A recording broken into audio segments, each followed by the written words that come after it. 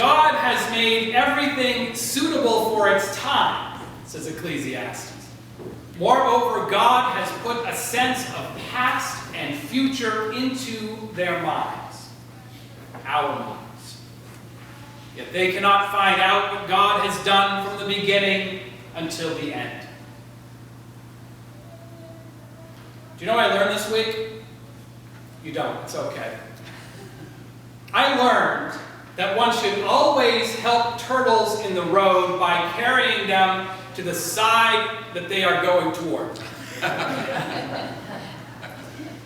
Now this may seem frivolous, a rather frivolous piece of information for some of you, but of course I live near the river, right across the bridge on a bend. It's almost a meander, but not quite. And it's on a major turtle crossing. And about once a year, for a variety of reasons that have to do with biology, and therefore I have no idea what those reasons are, the local turtle population decides that it needs to travel from below the dam, or if you prefer the baseball field, to the park above the dam. And then one more time during the year, they travel back. Now, if you're a turtle, this is quite an arduous trip. Okay, you can't get up and down the dam. That is a major hazard. So you have to take this roundabout trip across the arid plains of the outfield and the warm-up area to the hot and level sidewalk, and then you have to plunge into the desert of Pleasant Street South. Now, that's a risky street for people. But it's particularly dangerous if you're a turtle, as frequent walkers will know. And not all of them make it to the other side. So I live to serve, as you know. So I try to be of service to these turtles, as many others do, and keep them out of the road. But I have to admit that a lot of the time I haven't quite divorced myself from my own needs. So I get them out of the road, but I kind of put them on the side of the road that matters best for whatever direction I happen to be going at the time. But here's the thing about what I learned. You see, the movement of these turtles isn't all that random. It has a purpose. So I learned that all those turtles that I put back on the side where they started from, and you have to figure that's about 50%, just turn around in their slow turtle way and walk back across the road. You see, they need to reach their destination. They have a goal to reach the water on the other side, above or below the dam. And that is what they are going to do, in spite of the challenges they face. They never, even once, look at each other and say, you know, honey, I've been thinking, let's not travel to above the dam this summer. Let's have a staycation down here below the dam. It never, ever happens. They just keep crossing the road, back and forth, against all rational arguments for self-preservation. And some guy putting them back to where they began is not going to stop them from trying to progress, trying to move forward. Perhaps they too have, as Ecclesiastes puts it, a sense of past and future in their minds. And they plan to plunge into that future regardless of the cost and risk. Regardless of the fact, as Ecclesiastes at least believes, that much of what we think of as progress is an illusion. Now at this point, I hope you've figured out that I'm not just talking about turtles. We do this too. We seek to make progress in our personal lives, in our relationships, in our families. We try to make progress at work, seeking promotion or more money or greater respect, or failing that, at least greater competence. We seek to grow spiritually, something that is important enough for us at least to come here to this congregation and take part in its programs.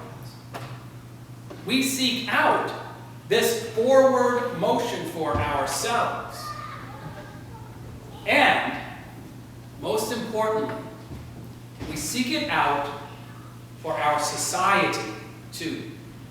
We seek out this progress for the world we plan to leave for others when our time is done. We share the same destiny, as David Eaton told us in our responsive reading today. And that, I think, is what motivates those turtles. James Freeman Clarke tells us that our own tradition is built on that societal idea, contrary to what Emerson would like. The idea of the group and the society. Salvation by character, yes, and the progress of humanity, onward and upward forever. It's a sort of social and intellectual building up, with each succeeding generation adding to the tower of human greatness. And this is just the sort of idea that on the face of it seems to make not much sense. The world right now, as always, seems to be breaking down in places and in some ways, even as we build it up somewhere else. And personally, we suffer our setbacks too.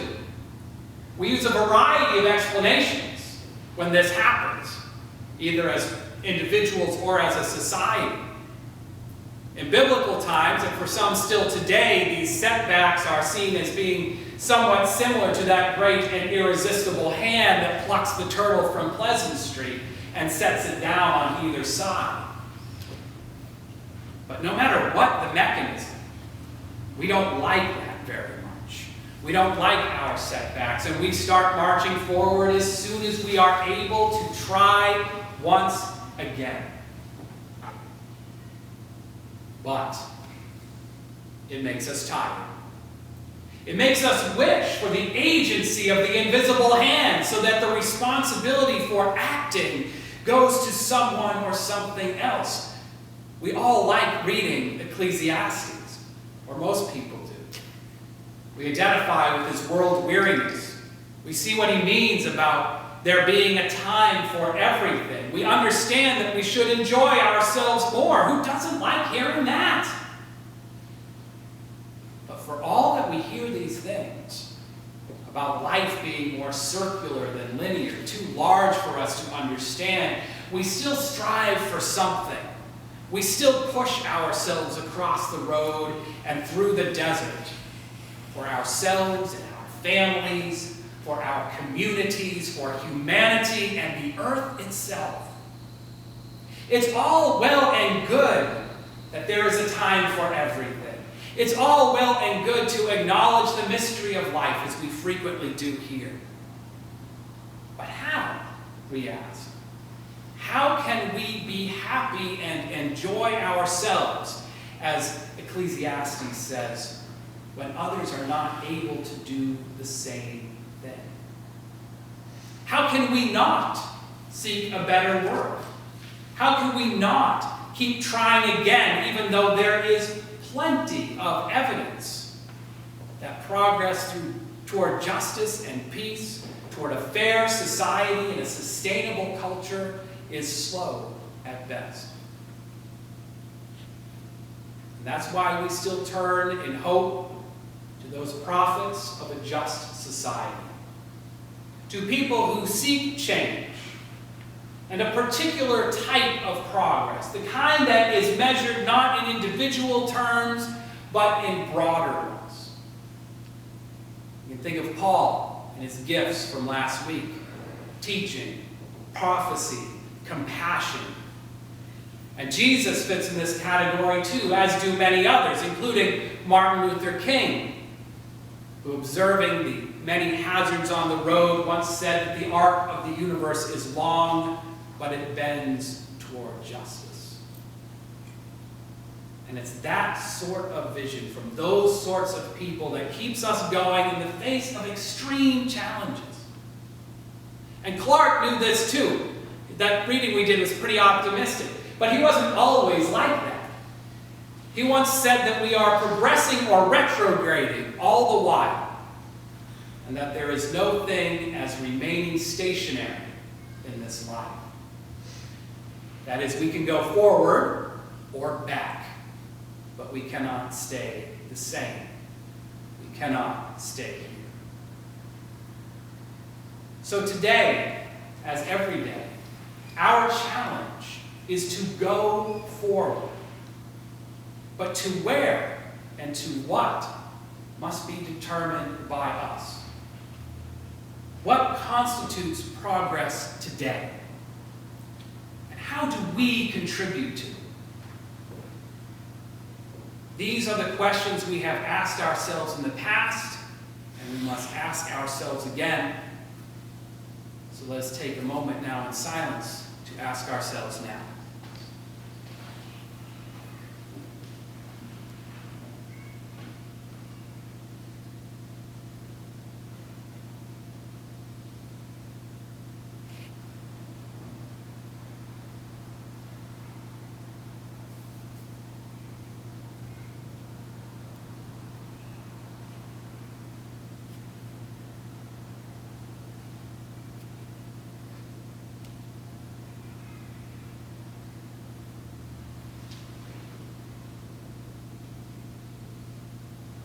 Blessed be.